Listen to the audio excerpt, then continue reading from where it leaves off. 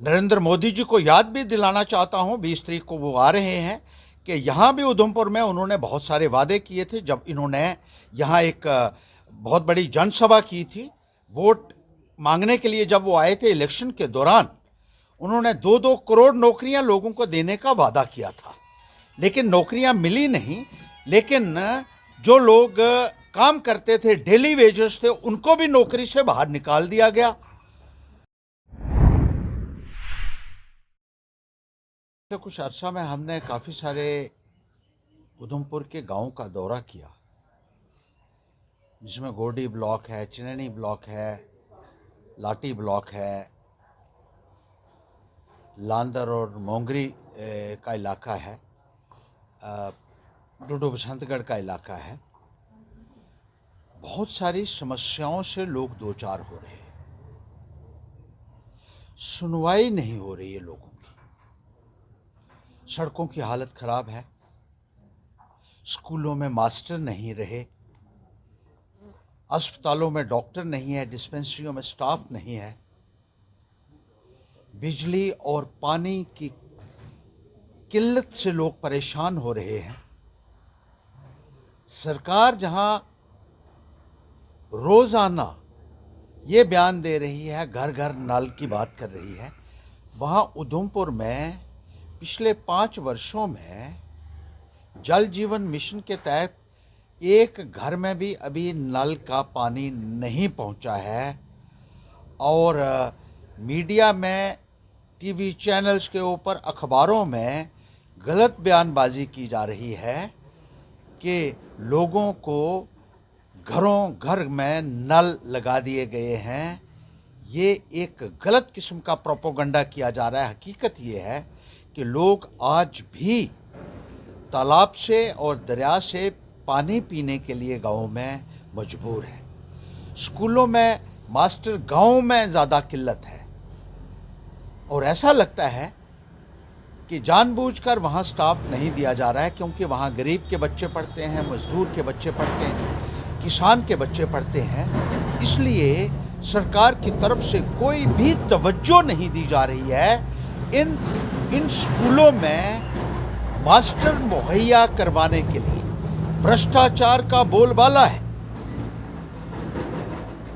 आप देख लीजिए कि टेंडर्स जो हैं आमतौर पर नहीं किए जा रहे हैं, चाहे वो यहाँ म्यूनसिपैलिटी में देख लीजिए, बगैर टेंडरों के अलॉटमेंट हो रही है, चाहे वो म्यूनसिपैलिटी के हॉल हैं, चाहे वो एडवर्टीजमेंट के लिए जो होर्डिंग्स लगाने का काम है, वहाँ भी कोई टेंडर नहीं किए जा रहे हैं। कैंटीन्स यहाँ अलॉट किए हैं कई सालों से, और उन्हीं को एक्सटेंड किया जा रहा है, और कोई टेंडर नहीं करवाए जा रहे हैं। जिस तरीके से भ्रष्टाचार पनपा है भारतीय जनता पार्टी की सरकार में, वो अपने आप में एक बहुत बड़ी मिसाल है। और जो भ्रष्टाचारी हैं उनको एक एक करके भारतीय जनता पार्टी में शामिल किया जा रहा है, और जैसे ही वो भारतीय जनता पार्टी की वॉशिंग मशीन से बाहर निकलते हैं तो वो दूध के धुले हुए हो जाते हैं।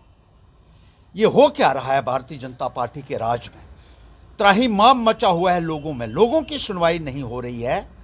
लेकिन सरकार लगी हुई है कि विरोधियों को किसी ना किसी तरीके से प्रताड़ित करके, हरास करके उन्हें भारतीय जनता पार्टी में शामिल किया जाए, और अपोजिशन को ख़त्म करने में भारतीय जनता पार्टी लगी हुई है। जम्मू कश्मीर में भी जिस तरीके से देख लीजिए कि एक एक करके जो अपोजिशन के लीडर्स थे उनको अपनी पार्टी में शामिल किया जा रहा है, और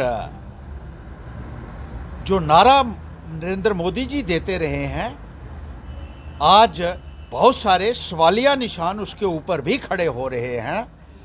किस तरीके से भ्रष्टाचार भारतीय जनता पार्टी के दौर में पनपा है, और किस तरीके से भ्रष्टाचारी नेताओं को एक एक करके पार्टी में शामिल किया जा रहा है। इसका जवाब भारतीय जनता पार्टी को देना होगा। और मैं नरेंद्र मोदी जी को याद भी दिलाना चाहता हूं, 20 तारीख को वो आ रहे हैं, कि यहाँ भी उधमपुर में उन्होंने बहुत सारे वादे किए थे। जब इन्होंने यहाँ एक बहुत बड़ी जनसभा की थी, वोट मांगने के लिए जब वो आए थे इलेक्शन के दौरान, उन्होंने 2-2 करोड़ नौकरियां लोगों को देने का वादा किया था, लेकिन नौकरियां मिली नहीं। लेकिन जो लोग काम करते थे, डेली वेजेस थे, उनको भी नौकरी से बाहर निकाल दिया गया। जो कॉन्ट्रैक्चुअल्स थे उनको बाहर निकाल दिया गया और नौकरियां जो हैं वो लोगों से छीन ली गई। जो स्कीम रहबर तालीम की हमने शुरू की थी, उस स्कीम को भी भारतीय जनता पार्टी की सरकार आने के बाद खत्म कर दिया गया। ये गांव के नौजवानों के साथ एक बहुत बड़ा विश्वासघात हुआ कि एक स्कीम के तहत उनको जो मुलाजमत मिलती थी, उस मुलाजमत से भी उनको वंचित कर दिया गया। और इसी तरीके से जो बड़े बड़े नारे दिए थे, जो विकास के वादे किए गए थे, आज कहीं भी विकास नज़र नहीं आता है। ये सारी चीज़ें जो हैं, चाहे महंगाई की है, चाहे वो बेरोजगारी की है, चाहे वो भ्रष्टाचार की है, इनके ऊपर कहीं ना कहीं नरेंद्र मोदी जी को जवाब देना होगा। और उम्मीद रखते हैं कि 20 तारीख को वो जम्मू कश्मीर के युवाओं के साथ जो ज्यादती हुई है, जिस तरीके से मुलाजमत से नौजवानों को वंचित किया और जिस तरीके से जम्मू कश्मीर अनएम्प्लॉयमेंट में अव्वल नंबर पर पहुंच गया है, उसके ऊपर ज़रूर बात करेंगे।